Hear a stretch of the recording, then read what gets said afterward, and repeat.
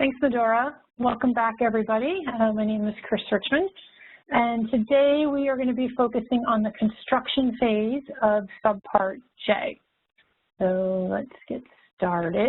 As I said, my name is Chris Richmond. I work for ICF. We are a technical assistance provider for HUD. I'm accompanied by my colleague Les Warner, and we are really fortunate again to have three fantastic HUD staff from the Office of Lead Hazard Control and Healthy Homes with us today. We have Bruce Haber, Karen Griego, and Jerry Freese. And the three of them are answering questions in the Q&A box. So if you have any content questions, you do want to make sure you put those in the Q&A box. I do want to remind you, though, don't worry so much about looking at the Q&A box. We're going to be reviewing questions that came in today during our office hour session tomorrow. So it's really hard to listen to me and Les talk about these really technical things and look at the Q&A box at the same time. So don't worry so much about that. We'll review that tomorrow after we go over the homework. But I really want to thank my HUD partners for being here today and helping to support us. It's a really fantastic to have them here with us. All right, so you hopefully have been with us for a couple weeks now, so you should be familiar with the way we're doing our format. It is 4 weekly sessions. We have been going up to the full 2 hours. I'm not sure if today we'll go the full 2 hours or not, but if we're done early, we'll let you go. If we have time to answer more questions, we'll make sure we do that. As I said, tomorrow we're going to have our 1-hour office hour session. We will review the answers to the homework for week 3, and the recordings will be available. Usually it takes several days for them to be up, but they will be up on the training page, so if you missed anything, you can go back and listen to that. And then in a couple more weeks, we will order transcripts, and the transcripts will be up there as well. So as I said, today is session 3. We are going over construction planning. If you did miss any of the other sessions, session 1 was our basics. So we went over some really general lead-safe housing rule basics. And then last week we started with rehab requirements. So 2 and 3 really do go together. Next week, we will be getting into Subpart K, which is acquisition, leasing, support services, and operations. But today we're going to finish out rehab. So we have a lot of items we want to go over today in a really short time. So we're going to really focus on your ability to manage compliance, help you think through different critical decision steps, and make sure you have paths to be successful and compliant with your programs. We're going to go over a couple key terms, and we'll review some of the available resources that we have as well.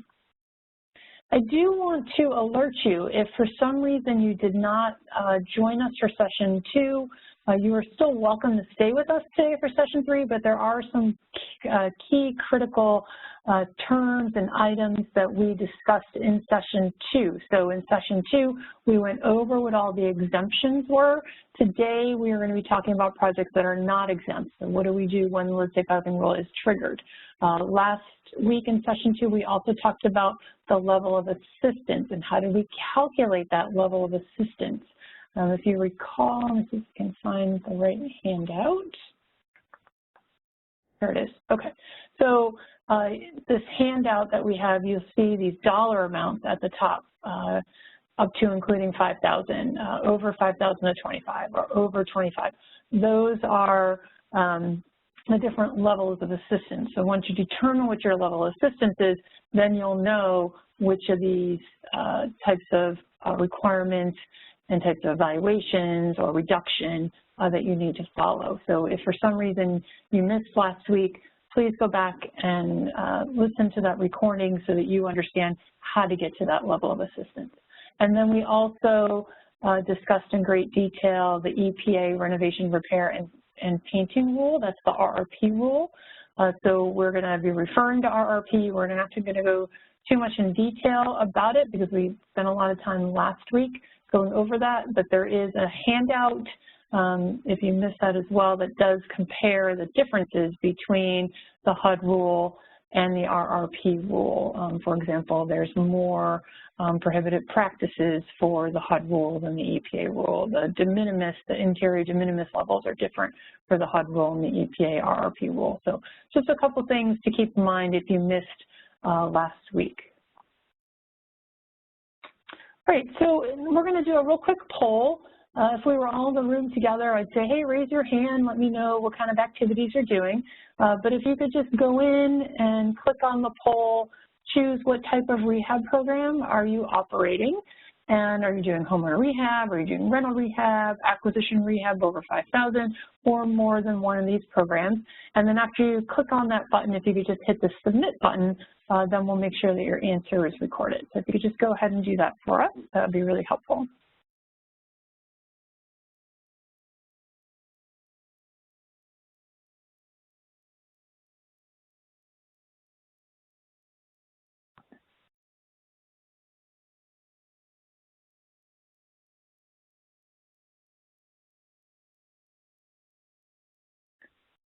All right, Medora, where did we land with what people are doing? What kind of rehab programs are people doing?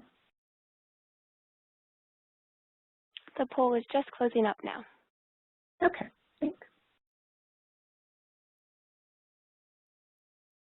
All right, so it looks like about half of you are doing homeowner rehab, and the other half are doing more than one of these programs, which is fairly typical. When I worked for a city, we did all of these programs as well. So glad that you're here today with us, and we're going to dive right into our rehab. All right, so you've seen this several times now. We've shown this slide on all of the modules we've been together so far. But again, just a reminder, this is showing the current HUD programs that may trigger Subpart J, which is rehab. It's not an exhaustive list. But you'll see, we have our Community on the Block Grant program, the Home program, we have our HOPWA program, Continuum of Care, we have our SHOP program, Emergency Solutions Grant. So if you're funded with any of these programs and you are undertaking rehab, then Subpart J of the Lead Safe Housing Rule will be triggered.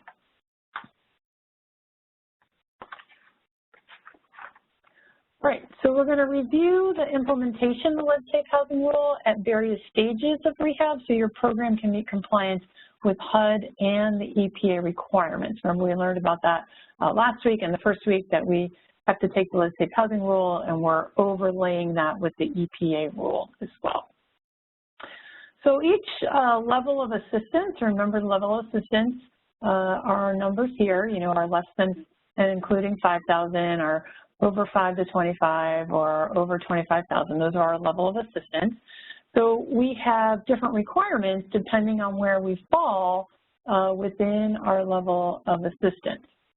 So what will change, we'll see here first that the notifications are all the same. So we're going to have a notice of evaluation. After we do our evaluation will change depending on which category we're in. So if we're up to including 5, we have paint testing as our evaluation.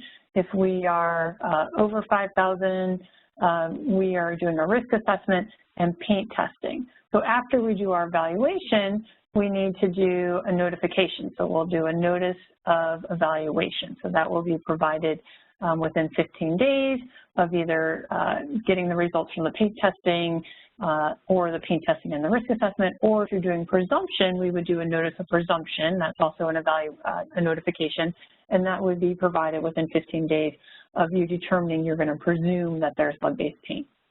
And then you'll see that the lead hazard reduction varies, again, depending on that level of assistance. So if we are up to including 5,000, we're doing repairing the paint. If we're over 5,000 to 25, we're doing interim controls. If we're over 25,000, we're going to be doing abatement. We're always doing lead safe work practices. We're going to do work site clearance if we're up to including 5,000, because remember, it's a very small, usually a small amount of repair that's being done, so we're only dealing with the work site area. Whereas we're in the over 5,000 range, as well as the over 25,000 range, we're doing lead safe work practices and total unit clearance. So it's not just the worksite clearance, it's the entire unit clearance. We do have ongoing maintenance requirements. Les is going to talk about that today. And there is no elevated blood lead level requirements.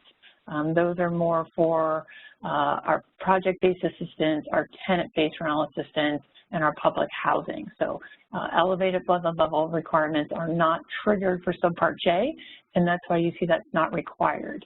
Last week, we did go into great detail about these different reduction methods, but I do want to remind you we have this really nice treatment handout, and so it goes through what the different kinds of treatments are. So we have repair, paint stabilization, we have interim controls.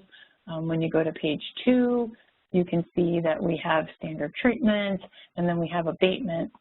And then on page 3 of this document also goes into detail about what these different treatment methods are. And then we have a worker handout, which I particularly like because we didn't have this the first time we did our sessions, and I thought this would be really helpful. You'll see the type of workers or supervisors that need to be done depending on the type of work that we're going to be doing. So if we are doing repair, you can see that you need to have an RRP certified contractor. Abatement workers, abatement supervisors can always do, that's like the highest level of certification, so they can always do repair. They can also do paint stabilization and interim control, but typically you would hire just an RRP contractor because they would be cheaper than abatement supervisors and abatement workers. So you would hire an RRP contractor to do your repairs, to do your paint stabilization, and to do your interim controls. When you're dealing with abatement, then you have to hire your abatement contractor and your abatement workers. So I just want to point those differences out. Oops, sorry, I lost my page. There we go. So you see here for abatement, you do need to have your abatement workers and your abatement contractors. And then on the second page of this document, and if I scroll down, you also need to take your gray bar and scroll down with me. This will show you what type of courses do they need to take. So we have our RRP here. So our RRP need to be taking the classes that are offered by EPA, or if you're an EPA authorized state, whatever those types of programs are that's available. Our abatement workers, you see the type of courses that are also need to be accredited by the EPA. I'm going to scroll down. We have the same thing here with our workers and supervisors. So really helpful for some of these handouts. Again, that was the worker handout on page 2 that showed the qualification. So all of these handouts are available on the same training link that was sent out to you. Okay. So you also have the summary sheet here too. And so on our slides, you see that we took the summary sheet and we just kind of truncated a little bit. So you can go back to this handout as well. And then we just want to remind everybody that the items that are listed here are not necessarily listed in the order of steps of how you'd be undertaking your lead safe housing rule program. Okay, so we do want to mention insular areas. So are you working in an insular area? An insular area are these areas that we have listed here. The American Samoa, Guam, the Mariana Islands, Micronesia, Republic of the Marshall Islands, Republic of Palau, Puerto Rico, and the Virgin Islands. Those are the insular areas. So if you're working in one of these areas, the requirements are going to be different than what we are going to be going through if you don't live in insular areas. So if you live in insular areas or working in insular areas, the rules are less stringent in these insular areas. They do face conditions that make it an unreasonable burden to meet some of the requirements. And this slide shows the federal requirements for up to including 5,000 per unit. So there are no lead evaluation requirements. So you're not doing paint testing, you're not doing a risk assessment, there's no evaluation requirements whatsoever. And then the lead hazard reduction requirements are the same for up to including 5,000. So remember, if we look here, our evaluation method is usually paint testing, and then our hazard reduction method is repair the surfaces to be disturbed. So we go back to our insular area, and you'll see we don't have to do paint testing because there's no evaluation requirements, but the hazard reduction requirements are the same. So we're repairing any paint it disturbed during the rehab, and we do need to make sure we're following lead-safe work practices and repairing the disturbed paint, and then the work area also needs to pass clearance before occupants can return. So this is for up to and including $5,000 for our level of assistance. Now, for insular areas that are greater than 5,000, there's a reduced level of evaluation and reduction. So remember, you normally would have to do paint testing and a risk assessment, but for the insular areas, we're not doing paint testing or risk assessment. We're actually going to do something that we haven't referred to yet in this course, a visual assessment. And a visual assessment is done by a trained visual assessor. It's a free training course on HUD.gov. It takes anywhere from a half hour to an hour, depending on how long it takes you to read the different slides. And so someone who's knowledgeable about paint conditions can go through that free online training and become a visual assessor. So they're looking around the unit to determine if there's any deteriorated paint. We don't know if there's actually lead in that paint or not because we're not doing any type of physical testing. We're just looking around, so we're just doing a visual assessment. So if you're in an insular area and your level of assistance is greater than 5,000, then you need to do a visual assessment. And then our level of reduction or hazard reduction is paint stabilization on all deteriorated paint surfaces disturbed by the rehab. So paint stabilization, if you recall, is we're removing the loose paint and other materials from the surface to be treated. So we're repairing any defects in the substrate. And the substrate is that material that's underneath the paint. So it might be wood, it might be concrete, it might be bricks. So whatever is beneath the paint, we're making sure that that's being treated and repaired. And then we're going to paint a new protective coating of paint over that substrate once we've repaired the substrate. So that's what paint stabilization means. So we're going to do paint stabilization on all deteriorated paint and surfaces disturbed by the rehab. Again, not doing interim controls or abatement. And then we do need to ensure that our dwelling unit and our common areas are passing clearance before our occupants are allowed to reoccupy the spaces where we did do paint stabilization. But again, these two slides only for insular areas. So if you don't work in an insular area, you want to disregard the information on these two slides because this is a lot less stringent than the lead-safe housing rule actually requires. So again, only for insular areas. We saw this slide in Module 2. This talks about some key actors and who's involved in the rehab process. So we have our program staff. This would be usually our homeowner intake. They're taking the applications. We have our inspectors, our compliance staff, finance department. We're going to have our rehab specialist. This is the person who usually writes the specifications, the work write-up. That's what I mean by specifications. That might be an in-house staff person. We might need to contract that out. Just depends on how big our program is and how we're set up. We do want to make sure that our specification writer is hopefully qualified as a certified risk assessor. It's not required, but it is a best practice to have your spec writer be a certified risk assessor. You can use admin funds to pay for training. It is an eligible cost of that. There are some states where they may require the person that's doing the work write-up or putting together that scope of work, if there's any type of abatement work that needs to be done. There are some states where that scope of work needs to be written by a certified abatement supervisor or a project designer. So you might want to check in with your state requirements to see if you're in a state where that's going to be required. And then we have our traditional participants in rehab. We have our general contractors, our painters, our plumbers, our electricians. At a minimum, our general contractors should be RRP certified. And, you know, our program staff is going to have to help our general contractors understand the requirements that apply to their work. We're going to need to use the lead language in our contracts, in our work specifications, and in our communications.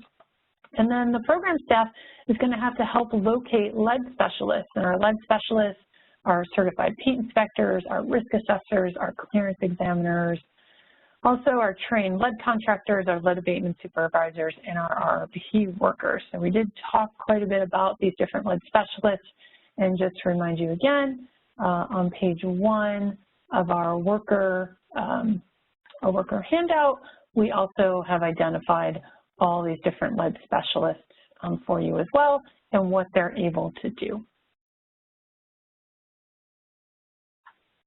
All right, so now we are going to go through the typical steps of a rehab program or project, and how the lead-safe housing rule will be weaved in and out of these different steps. So this is just a typical housing rehab program. Your programs may have more steps than this, they may have less steps, but try to think about, as we're going through these different areas, how you can apply this information to your program if for some reason you're not already applying that. So I'm hopeful that everybody is following along with the lead-safe housing rule. It's been in place for over 20 years now, but sometimes we run across programs where certain things are just not as compliant as they could be, or they just weren't aware of certain requirements that had to be applied at certain stages. So follow along with us. If you have questions, again, please put them in the Q&A, and we will be able to answer those. So we're going to talk about our program application, our interviews, property inspection and specification development. That's our work write-up. How we're going to do contractor selection, any kind of work phase coordination if we need to stage the work in different phases, the pre-construction conference, how this deals with progress inspections, final inspections, and then post-rehab. All right, so first we're going to talk about the program application and interview. And in this stage, you have the opportunity to actually educate the owner. So there are no specific requirements at program application, but it does give you an opportunity for your staff to provide information on the program goals related to lead. It'll really help you discuss the level of participation and cooperation that's needed of an owner and the tenant. And it's an opportunity for you to give that pamphlet. The pamphlet is the Renovate Right pamphlet. This is what your RRP contractor will be giving to the homeowner, but it doesn't hurt for the staff of the program to also hand that Renovate Right pamphlet out as well. It also gives you a chance to talk about, you know, how your program works. Do you have certain cost limitations? I mean, when I worked for a homeowner, I worked for a city for our rehab programs, we had certain caps. So we would only fund up to $20,000 for a rehab, and that was a long time ago, so I'm sure it's a lot higher now. But, you know, if there was a house that needed more rehab assistance than that, then we were unable to assist them. So, you know, you need to talk about different cost limitations. You also want to find out, what does the owner want to do? You know, what kind of rehab were they thinking about? So sometimes what the owner wants and what your program can provide are two very different things. So you want to talk about those different things as well. You want to also talk about the development and how you're going to be going through the different stages. We need to talk a lot about occupant protections. This is a good time to start to mention that. We might need to move items and temporarily store them somewhere else. We may need to actually temporarily relocate the owners or the tenants of the unit too, depending on what kind of work is going to be done. So this is a good chance to find out, like, how, if we have to limit their use of a property, how are they going to be able to handle that? Do we have funding in our program to pay for them to be relocated? So these are all different things that you can discuss during this first section, the first step of the program application and interview. It's also an opportunity for the grantee to obtain any information about the unit or the property on any past lead information that might be known. So you can find out, has there been any previous lead testing, or was there any hazards that were identified in the past, or had there been any lead reduction work performed in the past as well. So more information you can find out during this stage. The second stage is talking about the property inspection and the specification development. Specifications is the work write-up. That's what I mean when we mention that. So during the property inspection, the staff conducting the review is doing that to determine the work that's required for the program. So your scope of work is initially based on the rehab or the repair needs of your property. And, you know, as you go through looking at the inspection, you know, maybe you're running a CDBG program and you were really only going to use your CDBG money to bring the electric up to code for this house. Well, now you're in a level of assistance where maybe you're over 5,000, and so you thought you were only going to be dealing with the electric, but now you need to deal with lead hazards throughout the whole unit, because when we're over $5,000, hide these here, when we're over $5,000, we need to be doing paint testing and risk assessment of the entire unit. We're not just dealing with one work area. So these dollar amounts, these level of assistance, can really drive us to do more work than we initially thought we were going to do. We also need to look at how we're identifying some of our work. We talked about this last week. What is the intent? So remember, if the intent of doing some of these items is the rehab, then it would be part of the rehab hard cost. If the intent is to do lead hazard reduction, then we would subtract that dollar amount. And so window replacement is a good example of that. And again, whether the intent is rehab or whether the intent is lead hazard reduction could also drive what kind of lead specialist needs to actually do that type of component or work. So these are all different things. We talked about these in great detail in Module 2, but just to remind you, as you're starting to develop your specifications, these are different decisions based on your program design that can affect the type and scope of work that needs to be done. And then the cost estimate ultimately will determine the level of evaluation. Are you only doing paint testing? Are you doing paint testing and a risk assessment? And the level of hazard control. Are you doing repair? Are you doing interim controls? Are you doing abatement? So all these things will come out after you do your initial work write-up. While you're on site, it's also an opportunity for you to determine the condition of the property. So what is the age? Are we a pre-78 unit? If we're post-78, remember the lead safe housing rule does not apply. So, you know, what year was the house or the units built? What kind of condition are they in? Was there information known about former use of lead-based paint in that unit? So all opportunities to be able to find out more information during that property inspection. We also want to find out what's the capacity and the coordination while we're doing these types of work write-ups. So the grantee needs to ensure that the person who's writing the work write-up or specifications has the capacity or hires a risk assessor to write in certain sections to meet HUD and EPA's requirements. Because we do need to ensure that we're identifying what type of lead hazard control needs to be done, and this needs to be written by a risk assessor if it's more than $5,000.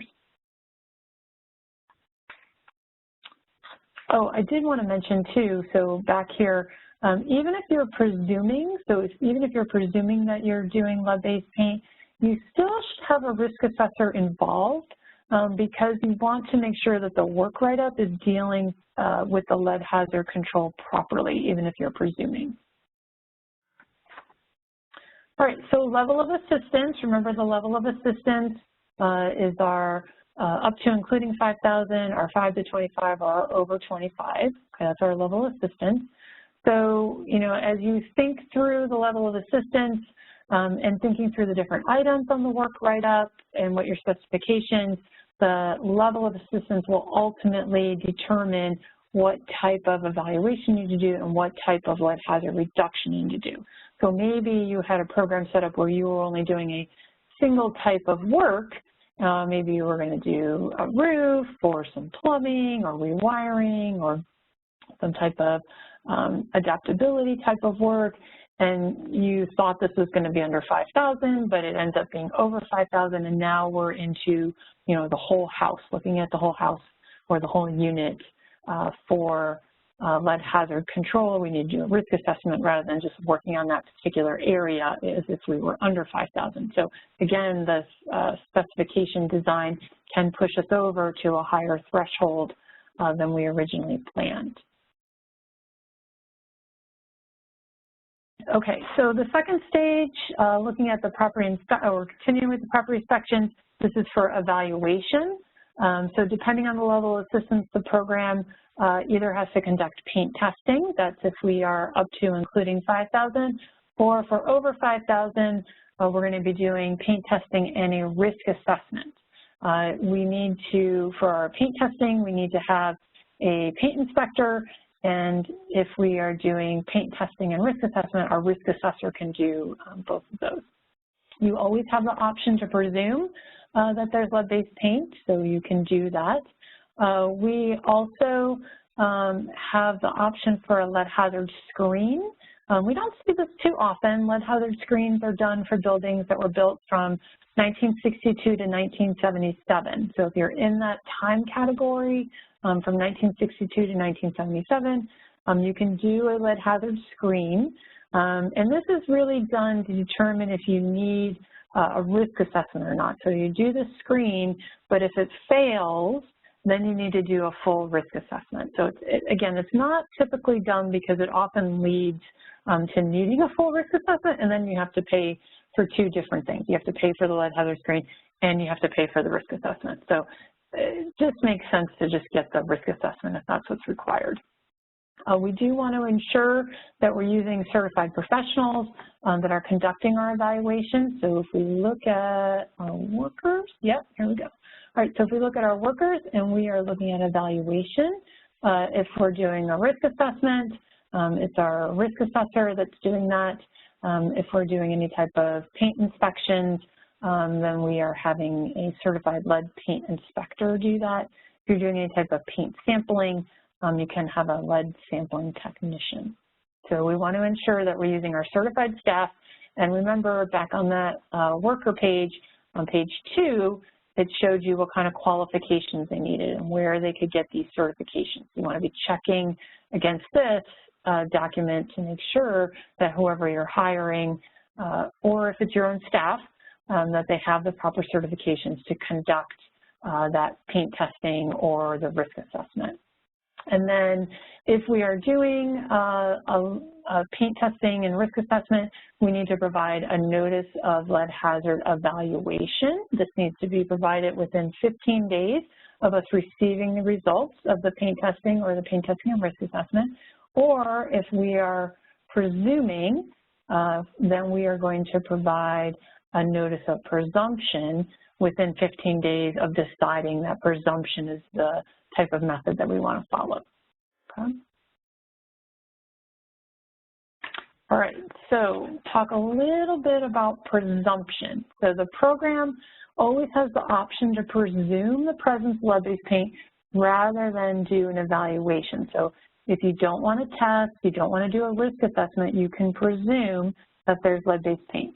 But there are more enhanced control or lead hazard control treatment measures that are required, and it could potentially cost you more because you may be treating areas that may not have lead-based paint. So we don't know, we're just presuming that there's lead-based paint.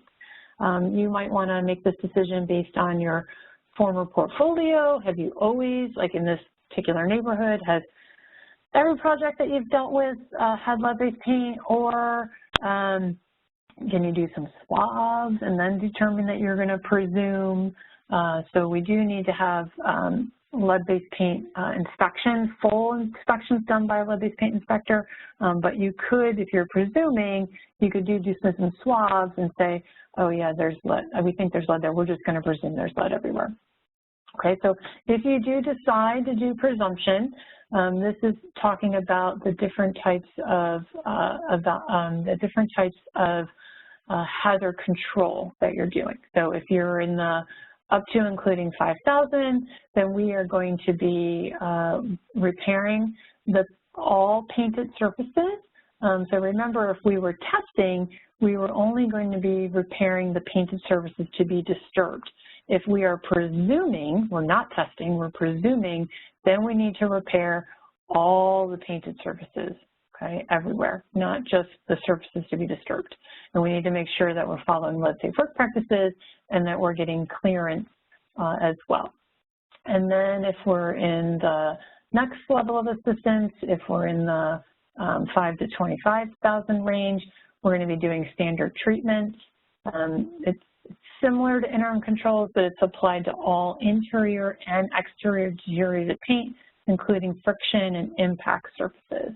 And then for our over 25,000, we are abating all interior and exterior deteriorated paint, including our friction impact surfaces in our soil, and we're doing interim controls for exterior areas not disturbed by rehab. So again, you need to look at your program to determine is presumption something that you want to do, but do keep in mind you could have potentially greater costs as the level of assistance arises.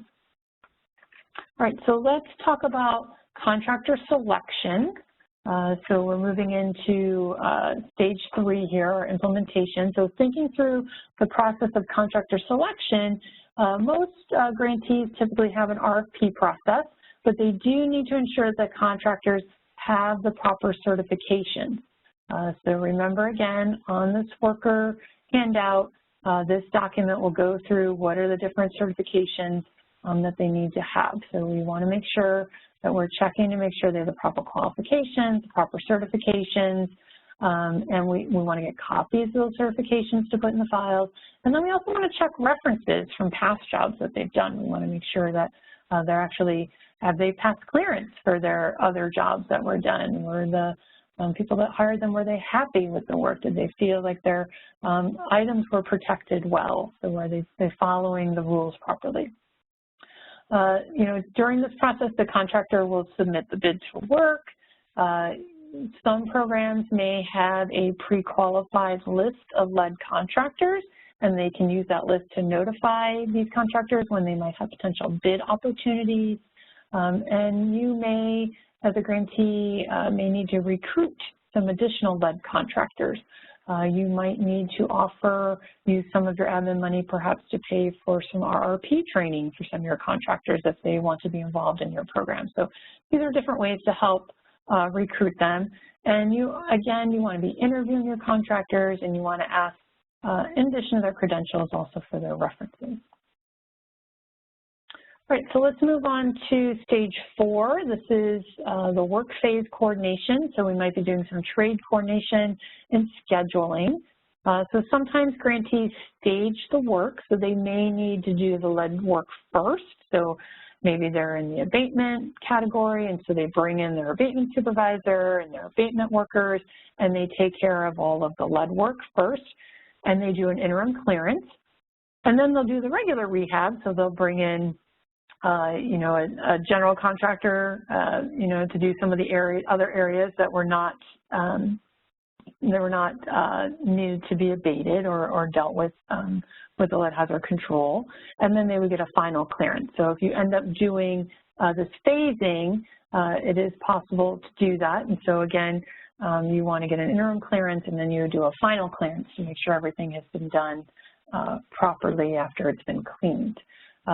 During the coordination and scheduling time, you also want to talk about, are we going to have to relocate our occupants? And Les has a couple slides here to talk about what those requirements are, how we can do that. And again, we need to get final clearance at the end of the project. So planning ahead really helps control costs, and it keeps the work also within a reasonable time frame. All right, so our 5th stage is the pre-construction conference, And there really are no special requirements in lead-safe housing rules for pre-construction meeting, but it's a really good idea to review these items so that everyone's on the same page. If you want to be talking about your roles and expectations, who's doing what work, when is it expected, what kind of reporting needs to be done, you know, how's the invoicing going to happen, how often is your staff going to go do inspections during that process. You want to have a copy of the work schedule, so especially if you're coordinating lead work versus non-lead work, you want to have that schedule as well. You want to talk about the different responsibilities and the coordination. Again, if you're having lead contractors come in and the non-lead contractors, how are we going to be doing that? Making sure that that coordination is going well. And then what type of work methods need to be followed? What type of lead hazard control activities need to be undertaken? What about the safe work practices and proper setup and occupant protection? What about cleanup and clearance? We talked a lot about clearance last time we were together. Les has some slides about occupant protection and cleanup, so we'll review that.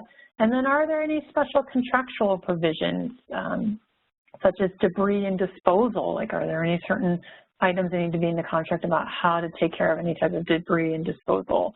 Also about what do they need to do to be able to achieve successful clearance. So we don't want to fully pay our contractor if this project is unable to achieve successful clearance. We want to make sure we're really clear in our contract provisions, you know, that's going to be required. For you to get fully paid, this project needs to pass final clearance. So that's my last slide. Is there questions that came up that we should review, or any areas you want to expand upon a little bit? Yeah, we have just a few questions, and I thought we could go through these.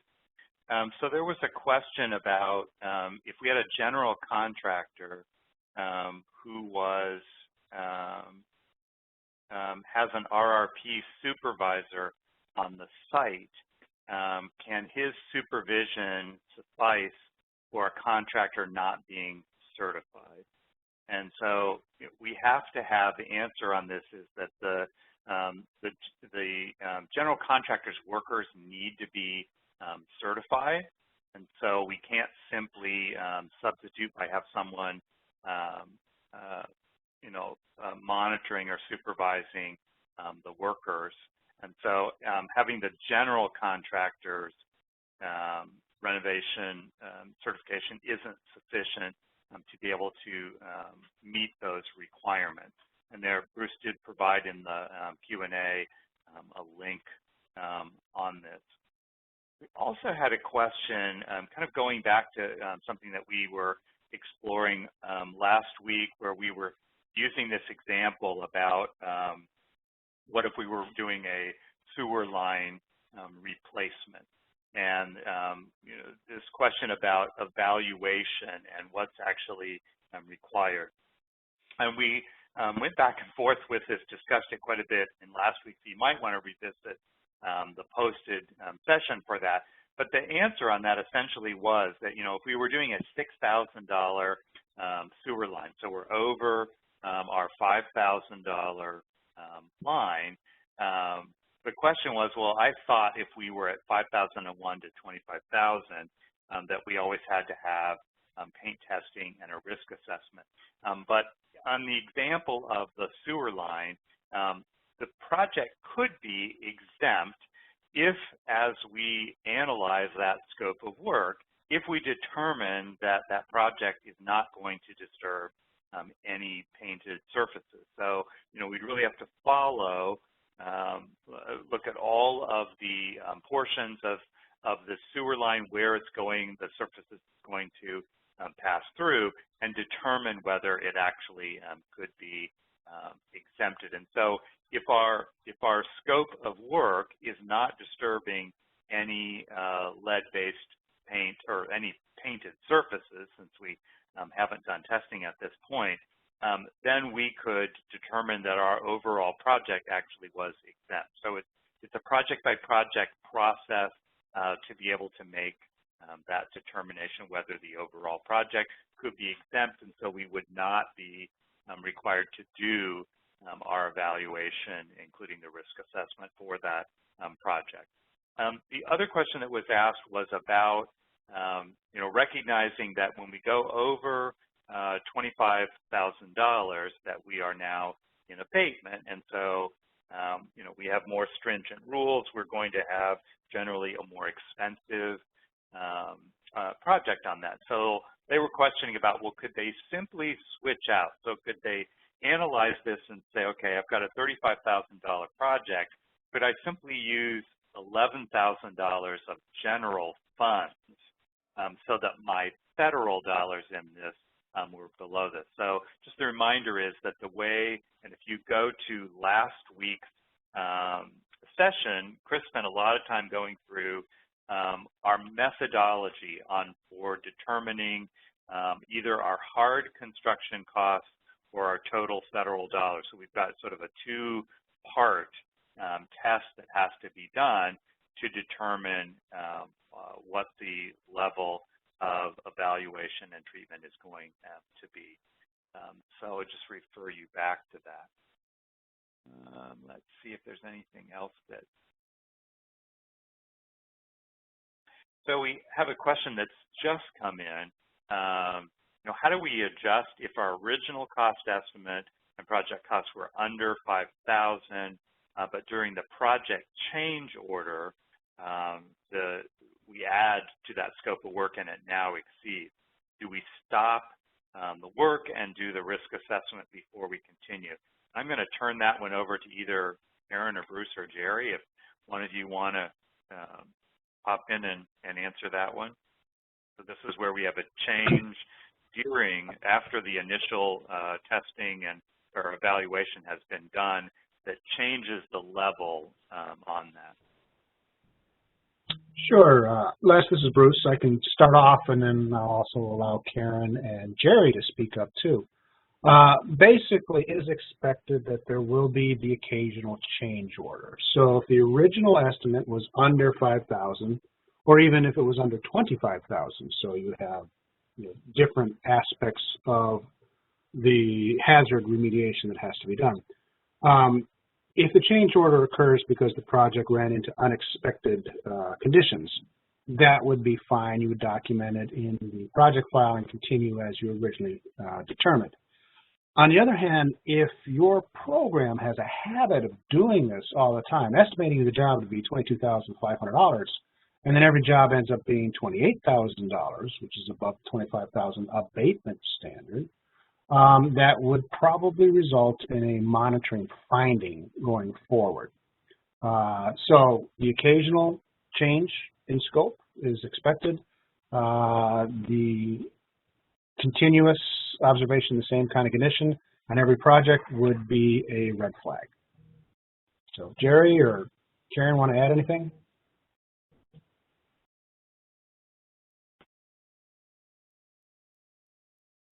Sounds like no.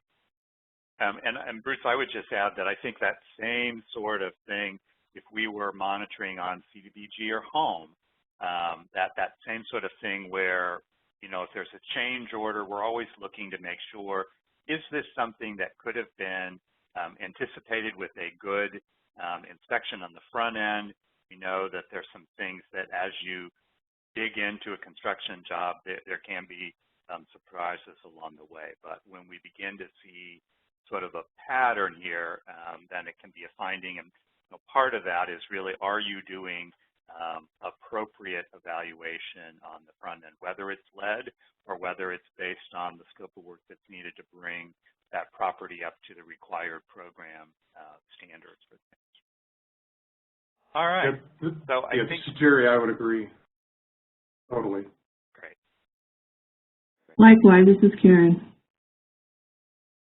Got a very agreeable group today. That's good. All right. So we're going to switch gears here. I'm going to take over as the trainer.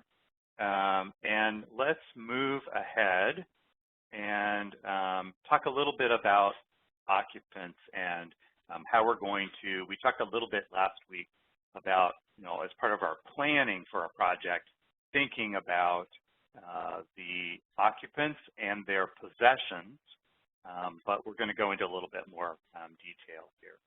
So thinking about while that construction is going on, and this is kind of continuing, Chris was walking through the steps, we're going to make periodic inspections to the work site.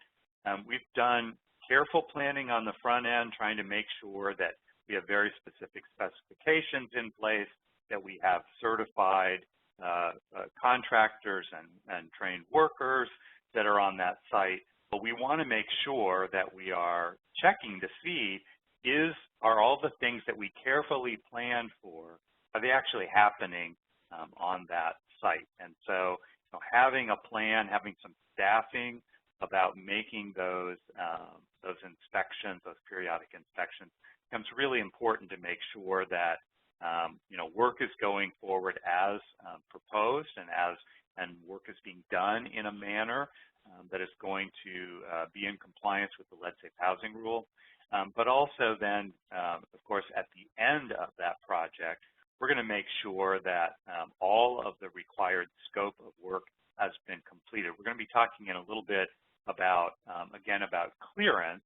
And just keep in mind that clearance testing is then looking to make sure that we have left this location without lead hazards. But we need to, as part of that, our staff, or someone working on behalf of the grantee, is having to make sure that all the work that was part of your specifications has been completed, that it was completed in a workmanlike manner, and then paired with that, we're going to have our clearance testing to ensure that we have not left behind essentially lead hazards at the completion of that work. So as Chris talked about, kind of thinking about the staffing needs on this and who's going to handle some of that work. And so making sure that staff for that project have appropriate certifications in place. Do we have PPEs? Do we have protective gear that's available for folks? We need to make sure that the lead-safe work practices are being followed. And we're going to look at a couple of examples of workplace things that we might run across making that, if we made that on-site visit. But we want to make sure that none of those prohibited methods are being used on site when we're observing what's happening there. So, they don't have the grinder or the belt sander going. They're not doing dry scraping and those sorts of things. That they're working with HEPA vacuums. So they're trying to contain and clean any dust that's being created as part of that process. We're going to be talking more about this issue about containment. So we might have a unit that is occupied by that household, and so needing to be able to contain those work areas, if that's something that's going to be possible with the scope of work that we've had.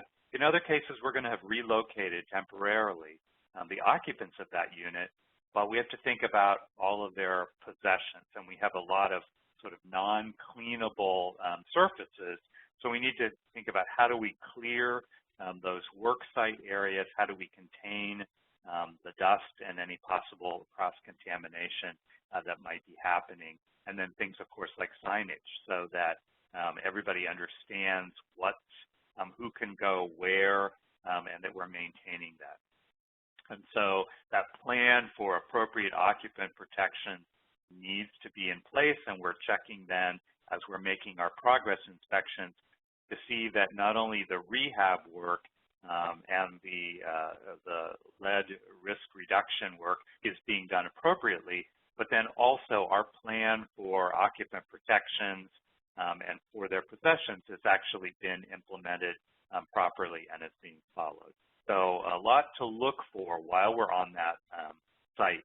And I will say, as this note mentions, it's not uncommon to find that we have workers and sometimes also the occupants that are violating the protocol. I remember hearing over the years where we had families that we were cordoning off a particular work area. It was not an essential portion of their home, and so we were choosing not to relocate the occupants of that unit.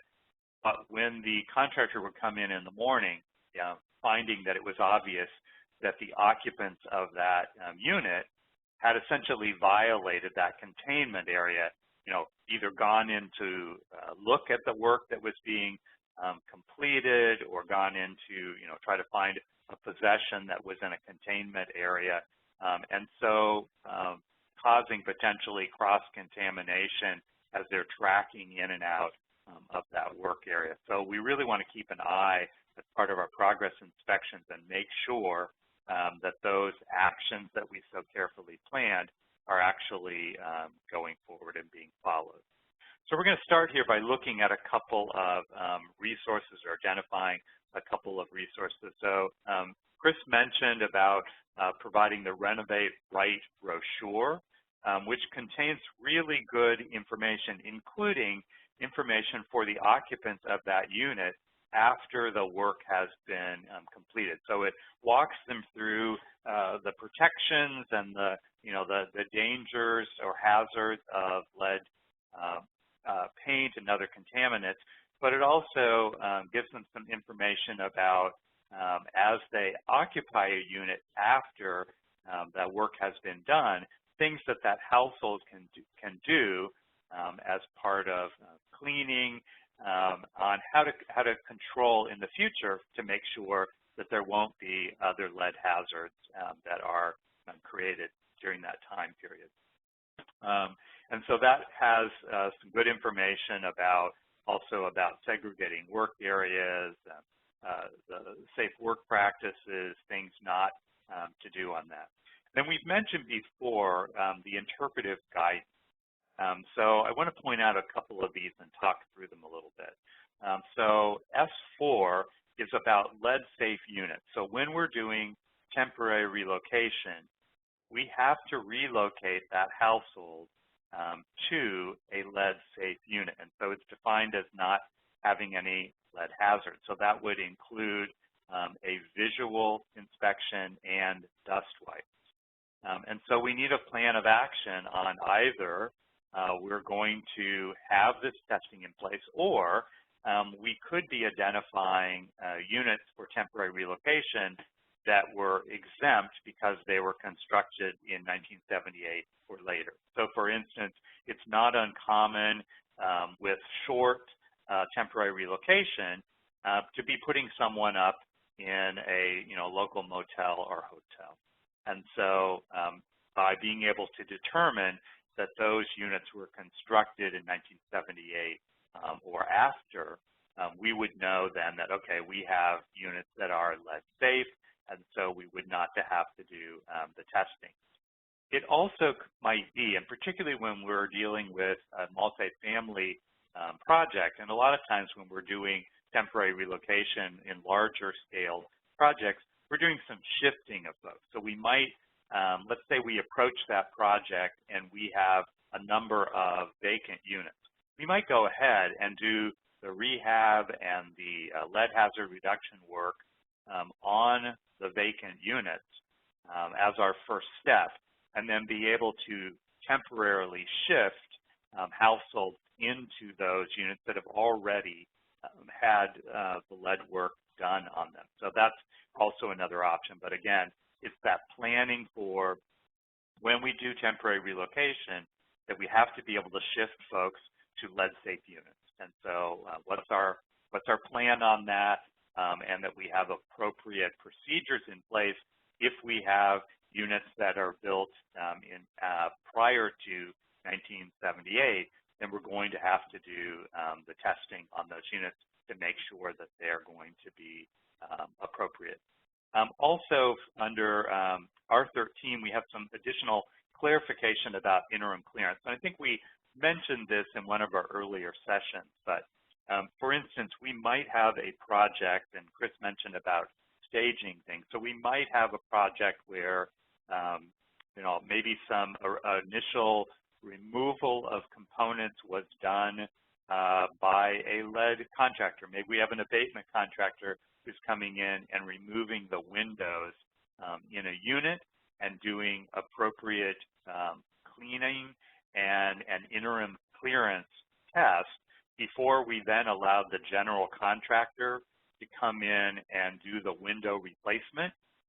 But we are still going to do a final clearance on that project to make sure at the point we are turning that property over to the occupant that we can assure that we have a lead-safe environment for them.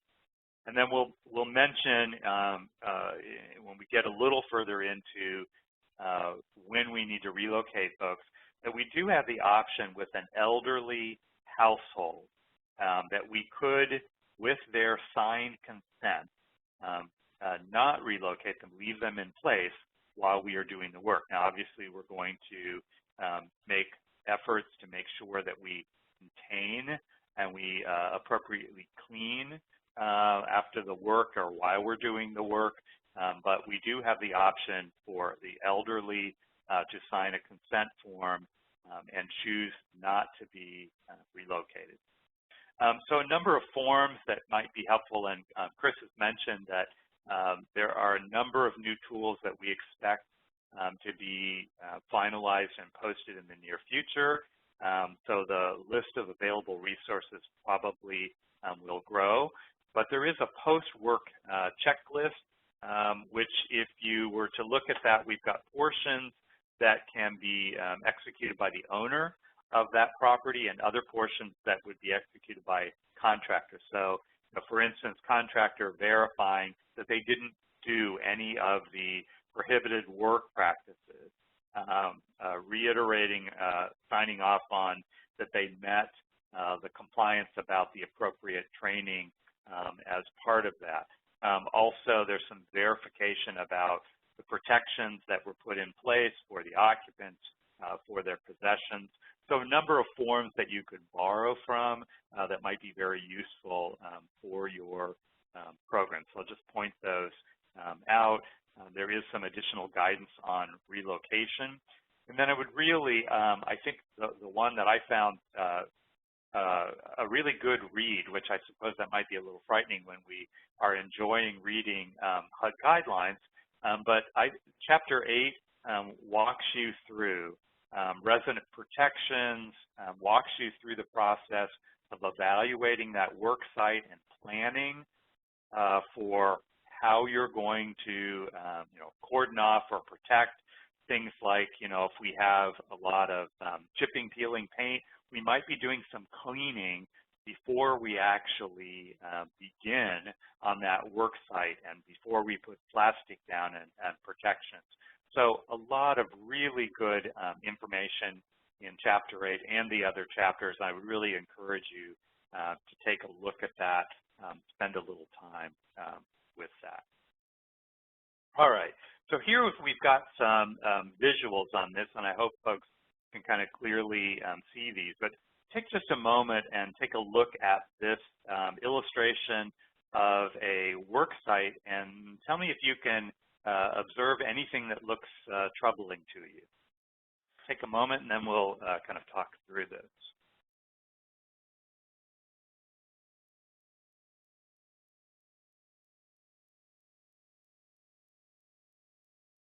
So as you're looking at this, and this is not, hopefully this is not the case when you're making your periodic inspection, but if I were to take a look at this, there's a lot of really alarming things. First off, we've got the owner's possessions still in that work area. So it looks like maybe we have a little bit of plastic put down on the floor where we've got our sawhorse put in there, but we've got, if we're generating any kind of dust, we've got an upholstered chair, we've got a rug, so these are generally going to be difficult to clean surfaces. There's a children's toy, child's toy in that doorway, which makes you think that, children are still in this area. It looks like our method of cleanup is using a broom, which that is not what a HEPA vac looks like. We've got the window open. So, and I believe the illustration is trying to show us that we've got enough breeze that the curtains are blowing in the breeze. So when we're thinking about trying to contain any dust that's being generated while we're doing, we've got airflow that's blowing that around, and you can see the doorway into the rest of the house has not been sealed off in any way. And so there's no containment of any dust and debris that's being generated as part of that. It also, I'm not quite sure the tools that we have in place there. And we've got some damaged possessions as part of this. So lots of red flags that we would immediately probably want to stop what was going on and get this project back working in a safe manner. We've got another visual for an outside. So, let's look at this together a little bit. Looks like the guy on the ladder, which you'll see is propped up on one side with some pieces of lumber. I believe I've done that before. Of course, I spent some time in a wheelchair also, so might not be a good practice. But it looks like he's up there with maybe a grinder or a belt sander. We also have at least 3 of the 4 windows, it looks like, are open. So we have we do not have the exterior sealed off so that any debris, any dust that's being created is not being then pulled into with airflow into the interior of that house and causing more contamination. We have a resident sticking her head out the window, and we've got children playing outside. So we've really not contained that site at all. We have no protections for the occupants and their possessions in place. So just the fact that, oh, well, maybe all of our work is on the exterior of this structure, but we have not contained it in a way so that any contamination that we create is not going to not only impact the occupants, but also perhaps be drawn into the interior of that structure. So a lot of red flags here again. And then in our final example, not a lot of preparation went into this. So we need to do some work on a door, just stick it on some sawhorses right in the occupied room. Enjoy that nice breeze while you're using your belt sander. So all of these are big problems. That worker themselves is not appropriately protected. It appears that they're doing one of the prohibited work practices because they're not safe. We've got contamination of possessions. We've got no containment with the window open. So these are the sorts of things, and these are really the reasons that we're making those periodic inspections to make sure that what was put in place actually is being followed, and we're protecting workers, we're protecting the occupants, and we're protecting their possessions as part of that. All right, so let's talk a little bit more about those occupant protections. So we know that during the work, we need to protect both the occupant and their belongings. And so we have to make decisions about, given the scope of work, given the project, is this a project where we can leave the occupants in the unit or whether we need to temporarily relocate them? And they would have to remain off-site until not only the work had been completed and the cleanup had been done, but also that we have clearance. So we've gotten acceptable results verifying that it is now a safe environment for that occupant to return to. So any time that we're going to require that that tenant be out of the unit, and we know that they can't return until clearance has been achieved, then we're going to have to provide them temporary relocation. Now, in some cases, we might have a work area that could be contained. So, for instance, maybe we did our paint testing and visual our risk assessment, and we determined that the only place that we have lead paint is in maybe a back bedroom in the house. And so we could clear that unit. And so if that household, it was going to be appropriate for them to be occupied so they'd have working bathroom, kitchen, we could require them to be off-site during our work day and allow them to reoccupy that unit in the evening. And they would be kept out of that work area because we are sealing that off from the rest of the unit. That may be a workable and acceptable practice. In many cases, we're going to determine that it's going to be more prudent to move those occupants out of there to be able to let work go forward quickly and most efficiently. And, we don't have to worry then about, are we going to have occupants that in those non-workday hours are going to be going into those containment areas. So we have kind of an important planning decision on this. Now, I'm going to mention this, and I think I will reiterate it as we go on. So many of you are going to be familiar with the Uniform Relocation Act, which is a federal requirement that mandates protections for owners and tenants who are not voluntarily part of a project. So anytime we have a tenant that's going to be required to leave that unit, the tenant is going to be covered under the Uniform Relocation Act, and so there are mandated specifics about the protections for them. And so essentially all out-of-pocket costs are going to be paid for by the program. So if we require them to stay off-site for 3 days, we're going to be paying for that hotel room. We might be compensating them for meals, since they're not going to have a kitchen to be able to prepare meals in. And if we have to store or relocate any of their possessions, all of those costs for tenants must be provided under the Uniform Relocation Act. For those of you that are running homeowner rehabilitation, so we've got owner-occupied units, and we have owners that have signed up voluntarily for a program and said, yes, I would like to receive rehabilitation of my unit, including lead hazard reduction work. In those cases, because they are voluntarily participating in this program, you are not required under the Uniform Relocation Act to provide them with those benefits. So we could say to that owner who's voluntarily part of this project, if you are going to participate in this program and if you have to be temporarily relocated, you will have to find somewhere else to stay. And that might be, we also need you to move, possessions out of a portion of that property. You have the option, and we call it optional relocation. So it's not something that's mandated under the federal Uniform Relocation Act, but a program, and this is pretty typical, would have some optional relocation. So providing some amount of assistance for those owners.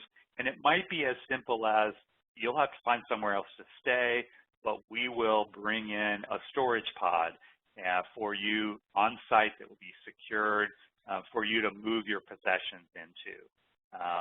In many cases, programs will say, to make this work and not be a hardship for our low, moderate income homeowners, we're going to go ahead and provide some optional relocation benefits. We're going to pay for that hotel room.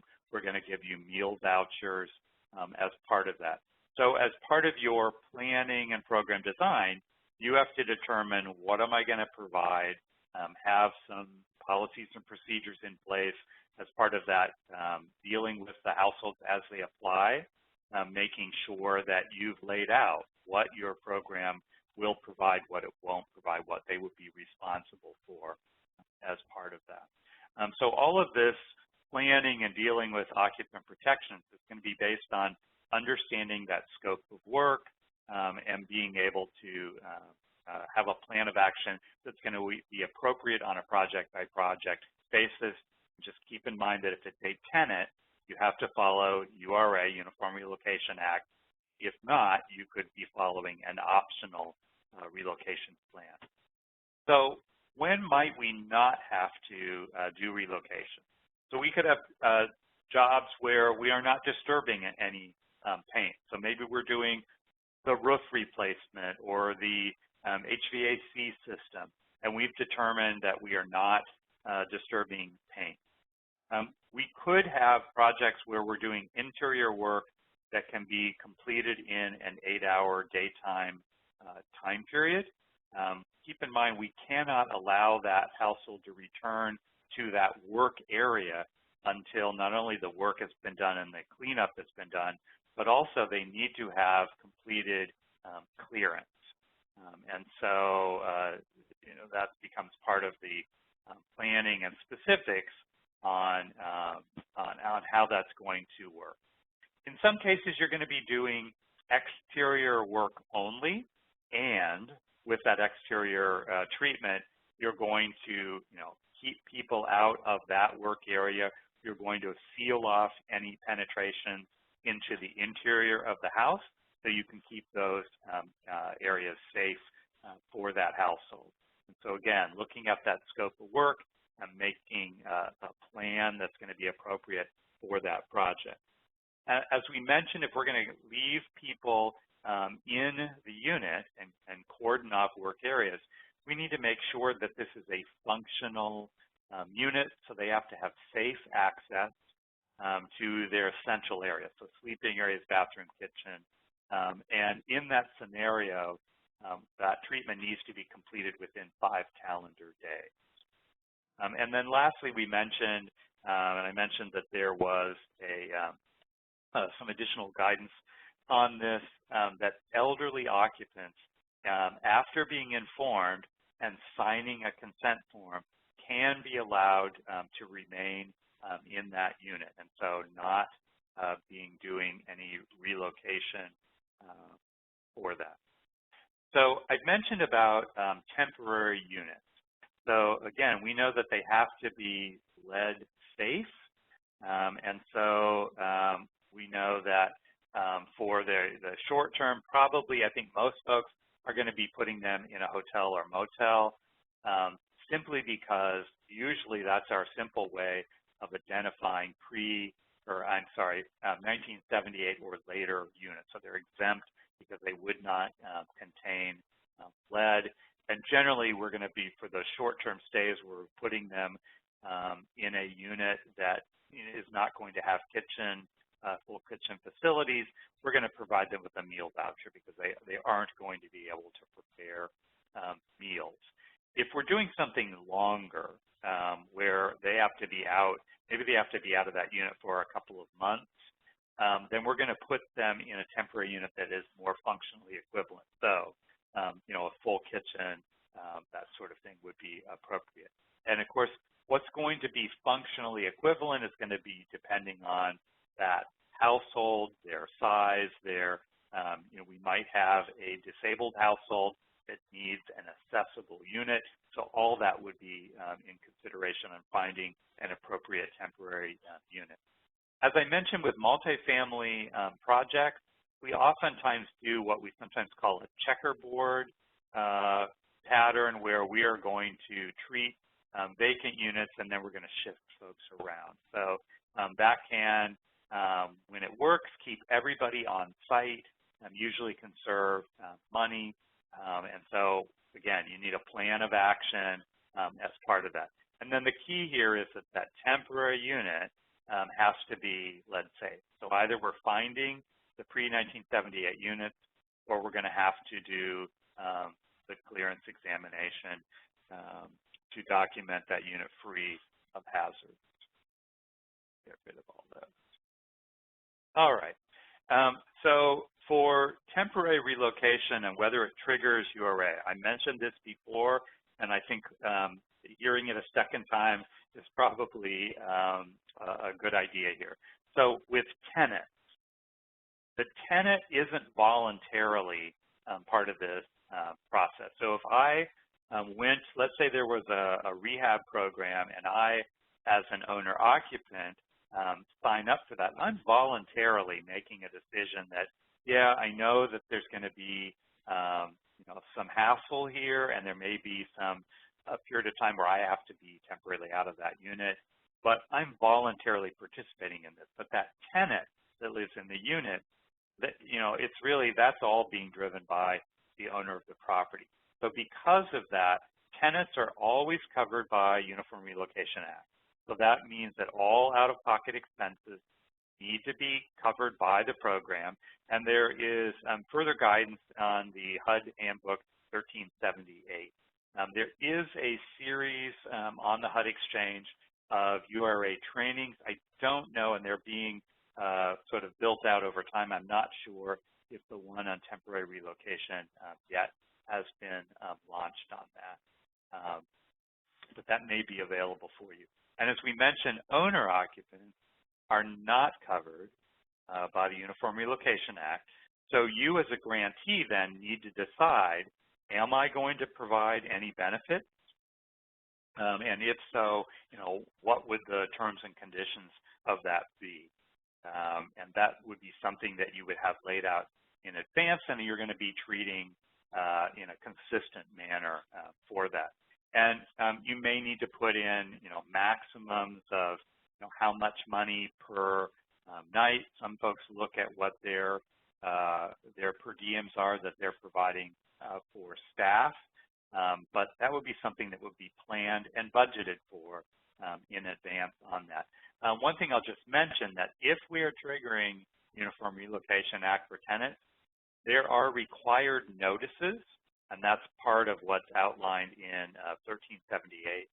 And so you would also need to incorporate into your staffing plan and your procedures, thinking about when those notices are going to be provided to folks and who's going to handle taking care of that. So once our work has been completed, as I mentioned, the grantee themselves need to make sure that all of the work has been completed and it's been done in a satisfactory manner. So that's not something that the clearance testing is doing. The clearance testing is making sure that we've eliminated lead hazards. And so we're going to do an inspection, make sure that all the scope of work has been completed, and then as part of this, we're going to be doing clearance. So we're making sure that the measures and the appropriate cleaning have been completed, but then we're going to conduct a clearance exam. Now, one thing to note here, we have a timing issue on this. No less than 1 hour after the work has been completed. And if you think about that, it's very logical. We want to make sure that it's not just a sort of a catchphrase, but we want to make sure that the dust has settled. So we want to make sure that any lead hazards or contaminants that are sort of floating around in the air, we want to give a little bit of time to make sure that has settled out. And so our clearance testing is going to be accurate and reflect whether there are remaining hazards in that unit or not.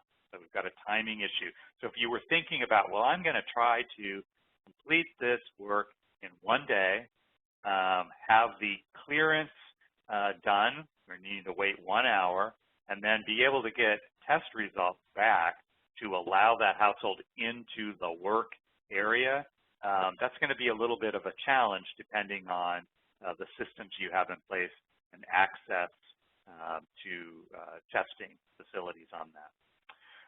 So we need to make sure that clearance exam has been completed, and we're combining that with not only that visual inspection, but also the testing on that to make sure that we don't have hazards that are still in place. So as we mentioned before, Chapter 15 is our go-to chapter on evaluation and talking about the clearance process, testing, sampling, standards on that. So if we have an outside party that's actually doing the work on the unit, then we could have our own staff that was doing the clearance testing if they were appropriately certified, but we can't essentially have, we couldn't have a licensed contractor who also was licensed as a risk assessor to be doing the testing of the work that they themselves have completed. That's a conflict of interest. So we need to make sure that it's a third party that is doing the testing before as part of our clearance process. So who's going to conduct that clearance examination? Chris has shown you on the chart about qualifications that are needed. So we talked before about it could be a risk assessor, a paint inspector, or a lead sampling technician that would actually be doing that testing.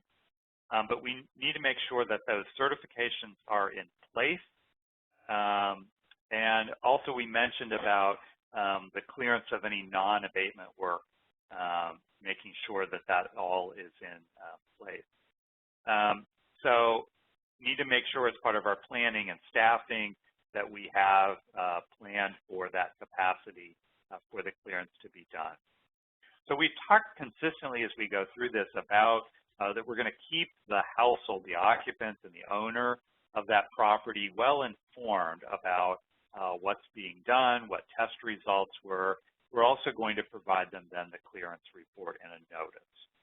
So the occupants are going to receive a notice of hazard reduction, and we'll give the basic information about the work that's been completed, the clearance results as part of that.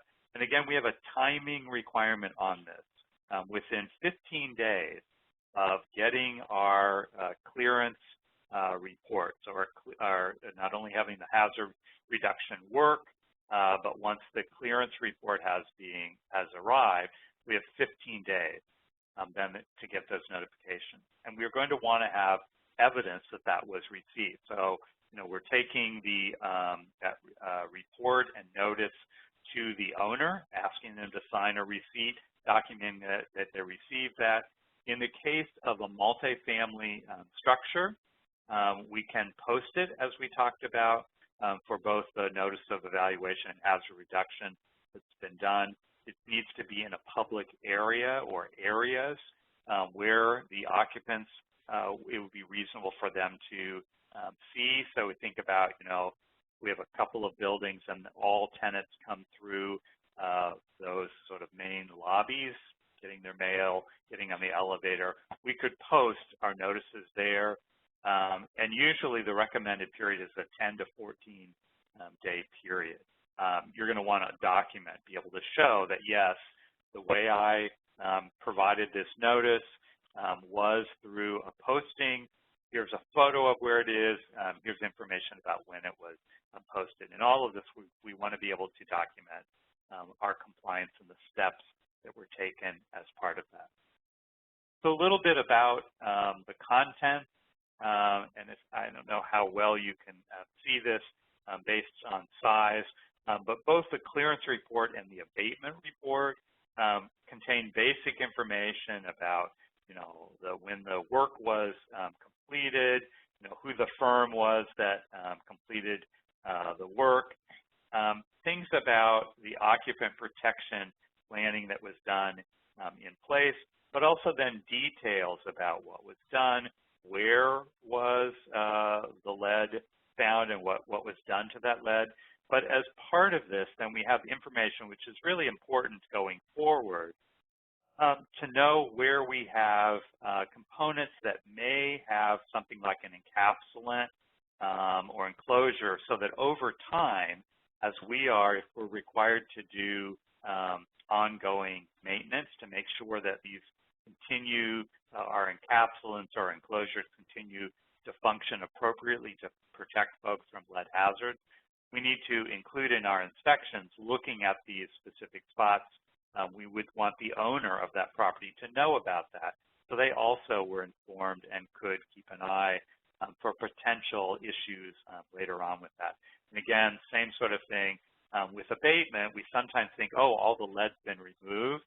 That's not really true. We may be removing components, but we also might be doing a mechanical encapsulation or enclosure. And so in those cases, we may still have lead in that, and we'll need to go have some ongoing monitoring, whether it is a program requirement or whether it's the owner of that property being informed about those areas that they need to continue to monitor. All right, so let's mention some resources that are related to this.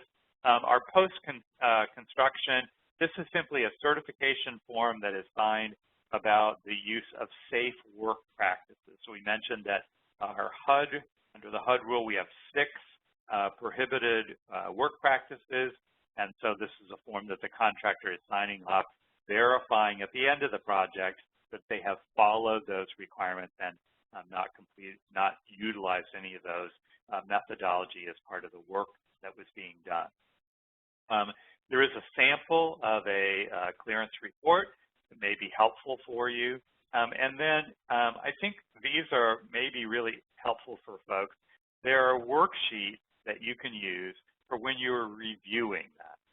So it walks you through both a clearance and an abatement report for things that as you're reviewing it, you should be noting, making sure that they are in place. So if you're not familiar with those, I would recommend that you take a look at those. Those are some of the tools that are available. And then there is also a sample notice for lead hazard reduction that we mentioned has to be provided within 15 days of receiving that clearance report. So these may be very useful resources for you. Let's talk a little bit about the ongoing maintenance during the affordability period. So Chris showed you a chart earlier, and specifically, it's when we have this ongoing relationship. And so our best example of this would be the home program, where we have long-term affordability requirements for our rental units. In those cases, the ongoing maintenance and making sure that those home units continue to meet the required ongoing property standards includes lead-based paint. And so as part of that annual inspection and maintenance, we would have to then incorporate in our lead-based paint as part of that. So I mentioned in this sample here where we have information specifically about where we still have encapsulation or enclosures. Same thing under the abatement. And so we have information about, as part of that ongoing maintenance, what needs to be incorporated into that protocol as we are completing our ongoing lead-based paint maintenance. Those are going to be areas that we are going to need to include and make sure we continue to visit. So for instance, I might have a rental property that had, maybe in a common area, had some pillars that had lead-based paint on them, and the way we dealt with that was to enclose those pillars in some kind of, maybe drywall or something. We need to make sure that over time that what we have enclosed that in doesn't become damaged and no longer adequately function on that. So those would be places that we would always, as part of our maintenance review, be checking on. So our timing on this, we're required for our rental properties each time we have a unit turnover or every 12 months, whichever comes sooner. And so, we're going to be looking at every unit within that structure, but we might have, in the midst of that year, we might have a unit that a tenant moves out and a new tenant moves in. Before they're going to occupy that unit, we're going to do a visual assessment, and we're looking for deteriorated surfaces. So, paint, but also keep in mind we've got areas where we may have kids playing outside, so we're looking for bare soil, and then failure of any of our hazard reduction measures. So that pillar in the lobby that was enclosed in drywall, we're going to keep an eye on that. Owners also, as part of their keeping tenants informed, are asked to inform rental occupants that they should monitor and report any lead-based paint surfaces as part of that. So we're going to do a disclosure for tenants when they move into units or prior to making that decision and signing that lease. And so we see leases that include the language about informing the owner of any lead-based paint surfaces that they become aware of that might present potential lead hazards. We do have some exceptions to this. So we might have a property that has been inspected and we've determined that there's no lead-based paint present. And I think Chris mentioned that, we have units built in the 60s and 70s that there's a lower probability of them including having lead-based paint as part of that structure. And so we may have properties that we have the documentation in place, or we have a clearance report that shows that all the lead was removed from that property. So we would either need to see that this ongoing maintenance was happening, or we would have proof within our files that we met this exemption, and so we're not required to do the ongoing maintenance requirement. When we have any remaining lead-based paint within that property, then we're going to be doing our ongoing monitoring to make sure that we continue to have hazard-free spaces and that we don't have interim controls that have failed. We're going to issue a disclosure to each new tenant, and this says, kind of a key here, prior to the execution of the lease. So we want to make sure that tenants are informed about what is known about that unit, and they make an informed decision when they decide, yes, I want to live here, I'm going to move my family in here. Really important that we maintain records as part of this. So we need to have our files that stay with the property. A lot of you, particularly for home and to some extent for CDBG, are used to thinking about, well, I have a record retention period, and then I can dispose of those files. The files about the hazard reduction or abatement work that's been completed, or maybe inspections that determined that this property was lead-free, those you want to set aside. They are not going to be something that you're going to want to follow that disposal record. You want to hold on to those. So we need a record-keeping system as part of that. So any time that we end up with deteriorated paint, so we're going to be doing a visual inspection, interior and exterior. We talked about bare soil. Then we're going to have to take action to treat that. And we might be doing testing to determine if it is actually lead or not. But if it is lead or we have not tested, then we're going to have to treat that. So bare soil, we're going to be treating. We do things like mulching, planting grass. So we are essentially protecting folks from coming into contact with that. Any maintenance that's being done, any renovation work that's being done, we need to make sure that we are not disturbing lead-based paint. We may want to make sure that we are not compromising any of our encapsulation or enclosures. And then again, if we, as our inspections show, that any of our encapsulations or enclosures have failed, then those will have to be addressed, and we'll have to then have a clearance process and make sure that we have met that. So all of these things really tie into thinking about planning for your program, staffing for your program, policies and procedures, who's going to do what sort of forms will you use. All of that needs to be kind of handled before you get things rolling so that you are taking appropriate steps and collecting documentation as you go along. So Chris mentioned the toolkit, and we've highlighted a number of tools that may be helpful. And again, for reference, 24 CFR, that's Code of Federal Regulations, Part 35, has some additional details on the requirements. Also, we've talked about being able to have an adequate supply of qualified contractors. We've talked a little bit about, ways to identify, and we gave you links in last week for websites that would show you all the certified contractors in your area, but also training programs. So you might have contractors currently working with your program but not currently certified, and ways that your contractors then could seek that certification for themselves and for their workers.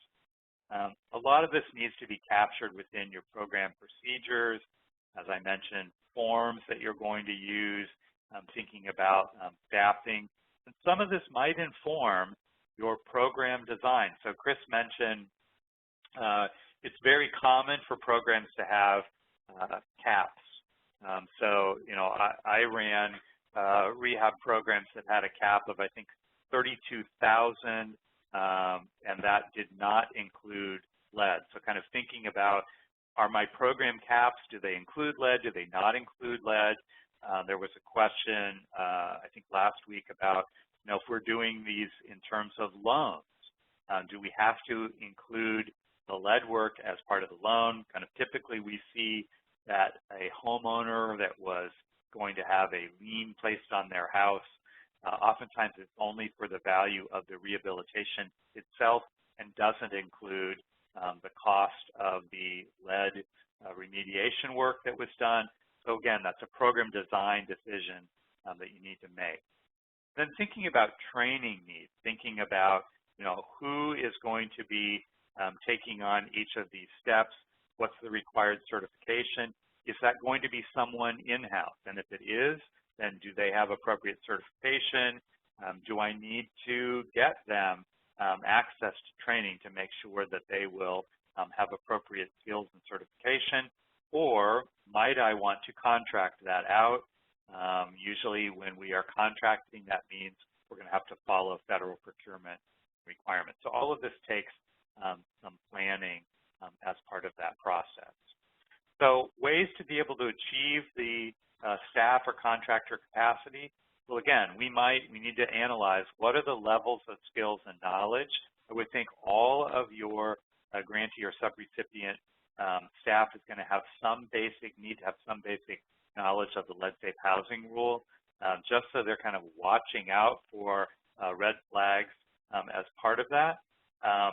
As they're thinking about, you know, how do we select who's going to receive assistance, going through the oversight, maybe the procurement of the staff that's specifically going to be required for, you know, things like risk assessments for clearance. But also then thinking about, is this going to be, do we need to get staff internally trained, or are we going to contract out? Having done that federal procurement process with an RFP, request for proposal, or request for qualification, that takes time. So needing to have that in place so that we have access.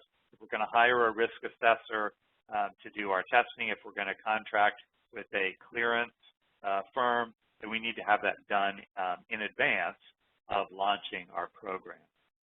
And then thinking about, Chris showed our chart about things like visual assessments or risk assessments and the certification that's needed. Is that internal? Is that hired out? Do we have that in place? And I think as part of that, thinking about how will we collect that documentation? How do we demonstrate that we have appropriate oversight on that? And we mentioned a bit about temporary relocation, having policies in place if we're doing optional relocation. If we're actually going to have tenants that are displaced and we're having to follow the Uniform Relocation Act, then we need to have staff that has some knowledge of that, or hire someone who's going to be knowledge and implement that portion of the project. And then we've talked about the need for ongoing market or monitoring. So when we think about staff and contractors, identifying the certifications that are needed to be able to operate this, and determine, is that going to be internal? Is that going to be contractors as part of that? Thinking about training sources, and then establishing some timetable, whether it's getting contractors, an adequate supply of contractors through that training. In the early days of the lead-safe housing rule, a lot of grantees subsidized that training as a way to get their contractors to participate, take the time away from doing other work, and so covered those costs. So thinking about, you know, where do I stand? What needs to be done to make sure that I have adequate staff and contractors in place?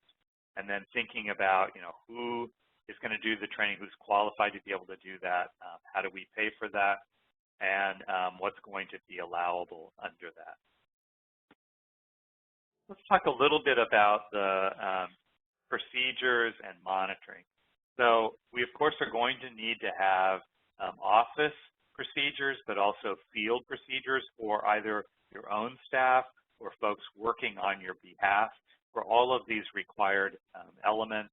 I think it's always helpful to have file checklists and standard documentation in place. We've mentioned a number of examples that exist now in the toolkit, which is continuing to be expanded, that I think will help folks if they don't already have those in place. And then thinking about procedures for things like as you get invoices in from contractors. Also things like when we're going through procurement, the certification for the contractor and their workers as part of determining whether they're going to be eligible for that work. Then thinking about some standards for documentation, photographs, video inspection, so that we are able to show and demonstrate that we have completed that required oversight and level of inspection for that.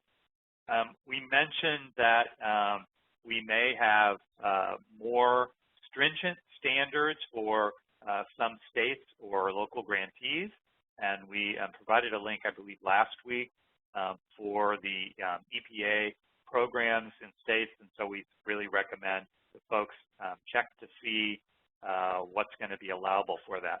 Particularly during COVID, we have more folks that are using electronic transmission of documents, and so you may need to go back to your procedures and update the language that you've included in that. And then the key thing with the invoices is we're not going to make a payment to the contractor until we not only have all the accepted, all the required documentation in place, but also until we've achieved clearance. And so needing to make sure that we have a careful process on as we go through contractor invoices, working probably with a checklist to make sure that all of that is in place.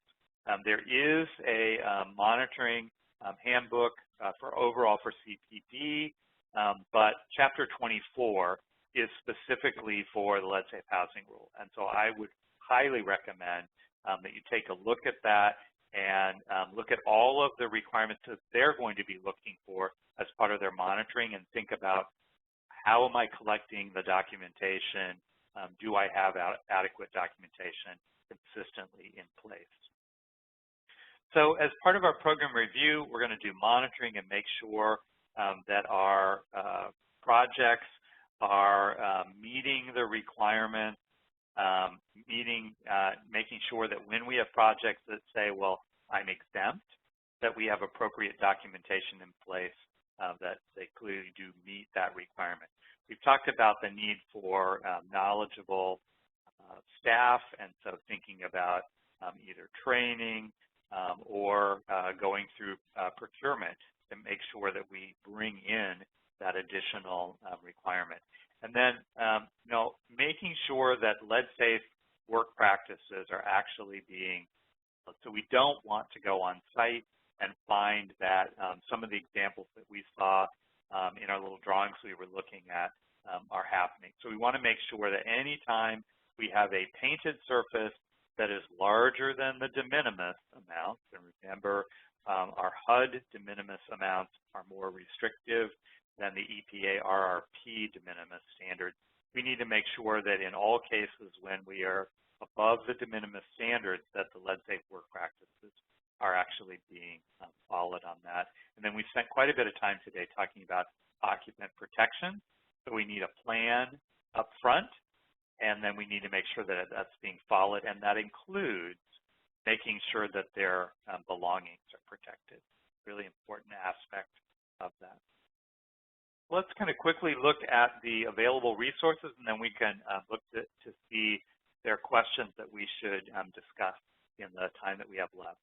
So we've shown you each time the OLHCHH lead-based paint page, which is sort of the go-to spot we think you're going to want to have saved as your favorites, that you can pull up and quickly access things like the rule and guidance that's been provided as part of this. We've also recommended that if you haven't already, that you get on the Lead Safe Housing and Healthy Homes mailing list. And so, for instance, we've been mentioning that we expect additional tools to be released that will be helpful for you. So for those of you that are on the mailing list, you're going to get notified as additional guidance tools, other resources are made available. This can be really helpful just to stay current with everything that's available for you. We've mentioned before, and I'll just reiterate, on the home page for lead, we also have the lead regulations themselves. The training is being posted. It takes a couple of days lead time on that. We mentioned the EPA page, which provides some really good information. We mentioned the Lead Compliance Advisor, and this is an automated system that walks you through a series of questions and helps you with determining what's going to apply for your specific project, because we mentioned a lot of things are in a project-by-project evaluation process, and this Lead Compliance Advisor may be really helpful for you on that. We pointed out a couple of examples of interpretive guidance, which simply takes any of these sort of topics or question areas and gives you more information. And the interpretive guidance is really helpful. I know Chris and I spent some time reading through these, referring back to interpretive guidance, and I know that folks from HUD who have been answering questions have oftentimes directed you, because this is a really good source for more detailed information. Information about lead-based paint on the HUD exchange, and then the HUD guidelines from the Healthy Homes Office are put here.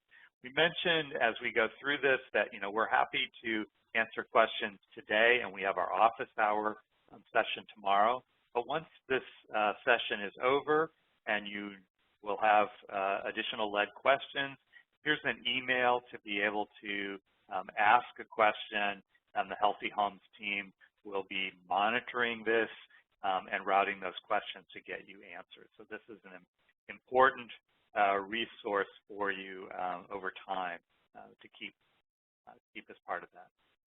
So a quick review of where we are. So today and last week, we were talking about Subpart J and walking through the requirements that apply when we're doing construction. So that completes Subpart J. If you've missed any part of that and you're doing rehabilitation, I would suggest that you want to make sure that you've participated in session 1, 2, and 3, and those recordings are available. This recording will be posted soon.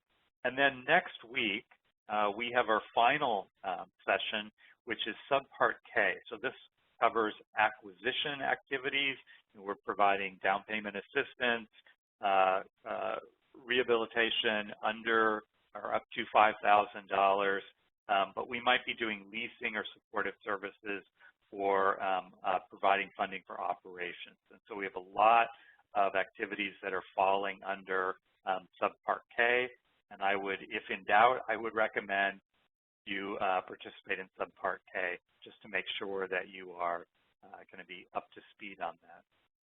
Chris, that brings us to the end of the presentation itself. Are there questions that we should try to address in the time we have remaining?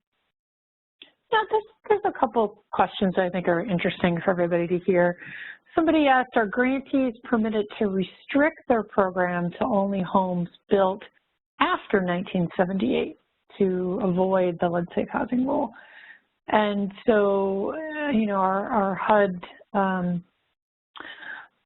team had written that formula grantees, so like CDBG, home, when we showed that page at the very beginning that listed all of the HUD programs that trigger Subpart J, those are formula grantees.